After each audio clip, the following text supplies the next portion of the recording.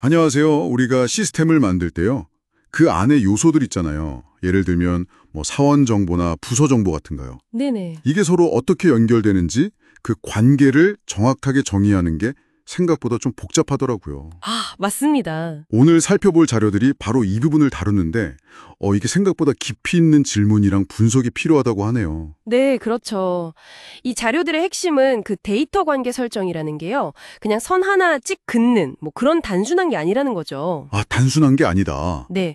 여기서 말하는 엔터티, 그러니까 사원이나 부서처럼 우리가 관리하려는 정보 덩어리들 있잖아요. 네네. 이것들 사이의 관계를 혹시라도 잘못 정의하면 나중에 시스템 전체에 예상치 못한 큰 문제를 일으킬 수도 있다. 이런 경고이기도 하고요. 그렇군요. 경고까지. 그래서 대충 이렇겠지 이게 아니라 아주 명확한 질문과 논리를 가지고 관계의 성격, 그러니까 각 엔터티가 몇 개씩 연결될 수 있는지, 또 그 연결이 꼭 필요한 건지 아닌지 이런 걸 밝혀내는 과정이 정말 중요하다고 강조하고 있습니다. 아, 정말 중요하군요.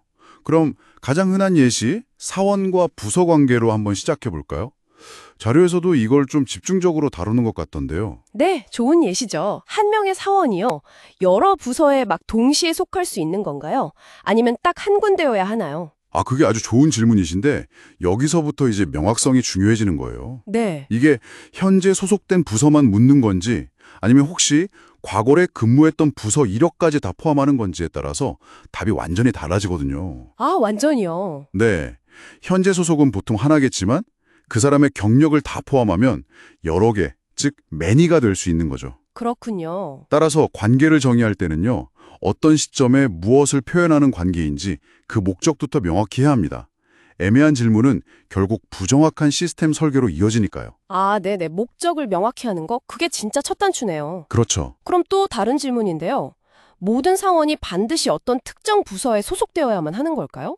자료 보니까 신입사원 얘기도 나오고 계약직 얘기도 나오는 거 보면 꼭 그렇지 않은 경우도 있을 것 같은데요? 정확합니다.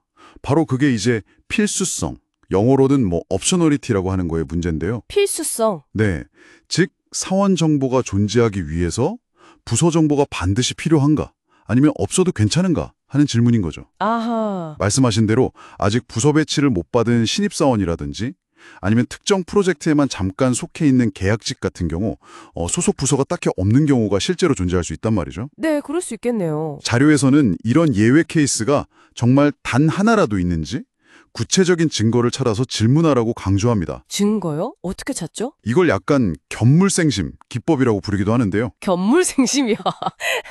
아, 재밌네요. 네. 자, 여기 이런 경력을 가진 김 대리님이 있는데 이분 지금 소속 부서가 있나요? 이런 식으로 실제 사례를 딱 들이밀면서 확인하는 거죠. 아, 실제 데이터를 보고 판단하는 거군요. 맞습니다.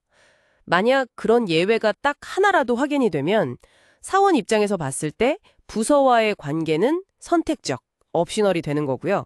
이건 나중에 다이어그램 그릴 때 점선으로 표현하게 됩니다. 아하, 그렇군요. 질문을 통해서 그 필수인지 아닌지를 결정하고 그걸 시각적으로 점선이냐 실선이냐 이렇게 나타내는 거네요. 네, 맞아요. 그럼 반대로 부서 입장에서 한번 볼까요? 한 부서에는 당연히 여러 사원이 있을 수 있겠죠. 이건 비교적 명확해 보이는데요. 네, 일반적으로는 그렇죠. 부서 하나에는 사원이 여럿 속하는 경우가 많습니다. 하지만 여기서 멈추면 안 돼요. 아, 또 있나요? 네. 아까랑 똑같은 질문. 그 필수성 질문을 부서 입장에서도 던져봐야 합니다. 부서 입장에서도요? 네. 즉, 사원이 한 명도 없는 부서가 존재할 수 있는가 하는 질문이죠. 아, 사원 없는 부서요? 그럴 수가 있나요? 예를 들면 이제 막 새로 만들기로 결정돼서 아직 직원이 한 명도 배치되지 않은 부서라든지 아니면 실제 운영되는 조직은 아닌데 예산 관리만을 위해서 그냥 이름만 있는 가상의 부서 같은 경우도 있을 수 있거든요. 아, 네네. 그런 경우도 있겠네요. 만약 그런 부서가 정말 단 하나라도 존재한다면 부서 입장에서 사원과의 관계 역시 선택적, 옵셔널이 됩니다. 이것도 역시 점선으로 표시될 거고요. 와, 결국엔 양쪽 방향에서 다 따져봐야 하는 거군요. 몇 개랑 연결될 수 있냐, 개수, 카디넬리티, 그리고 그 연결이 반드시 필요하냐, 필수성, 옵셔널리티. 이걸 다 확인해야 관계가 명확해지는 거네요. 정확합니다. 양방향에서 다 봐야죠. 이 복잡한 관계를 한눈에 딱 보여주는데 그 자료에 나온 까마귀 발 크로스풋 표기법인가요? 네, 맞습니다. 그 표기법이 아주 유용한데요. 그 관계선을 통해서 양쪽 엔티티의 관계를 시각적으로 아주 명확하게 표현해 주거든요. 어떻게 보여주는 거죠? 선 끝 모양으로 개수를 나타내요. 하나면 그냥 선이고 여러 개면 그 까마귀 발 모양 있잖아요. 세 갈래로 갈라지는 거. 그래서 까마귀 발이군요. 네. 그리고 선 자체의 종류. 그러니까 실선이냐 점선이냐로 필수인지 선택인지를 보여주죠. 실선은 필수, 점선은 선택. 아하, 그래서 그 다이어그램만 딱 봐도 아, 사원은 반드시 하나의 부서에 속해야 하는구나. 근데 부서는 사원이 한 명도 없을 수도 있네. 같은 규칙을 바로 파악할 수 있게 되는 겁니다. 와, 되게 직관적이네요. 그렇죠. 여기서 더 재미있는 건요. 때로는 이 모델링 과정에서 발견된 좀 애매한 점들 있잖아요. 이걸 개선하기 위해서 실제 업무 규칙 자체를 바꾸기도 한다는 거예요. 업무 규칙을 바꾼다고요? 모델링 하다가? 네. 예를 들어서 소속 부서 없는 사원을 관리하기가 좀 애매하다. 그러면 미배정 부서라든지 임시 프로젝트 팀 같은 가상의 부서를 아예 만들어서 모든 사원이 명목상으로라도 어떤 부서에든 속하도록 규칙을 개선하는 거죠. 오, 모델링이 단순히 분석만 하는 게 아니라 현실의 업무까지 개선할 수 있군요. 네. 모델링이 현상 분석을 넘어서서 업무 개선의 도구가 될 수도 있다는 점이 상당히 흥미롭습니다. 정말 그러네요. 단순히 데이터 구조를 그리는 걸 넘어서 어쩌면 우리 업무 프로세스의 어떤 빈틈 같은 걸 발견하고 개선하는 계기가 될 수도 있겠어요. 맞습니다. 오늘 이렇게 살펴본 것처럼 사원과 부서의 관계를 정의하는 게 그냥 선 하나 긋는 그런 단순 작업이 아니었네요. 아주 구체적인 질문과 검증, 그리고 때로는 현실의 규칙까지 되돌아보게 만드는 상당히 깊이 있는 과정이었습니다.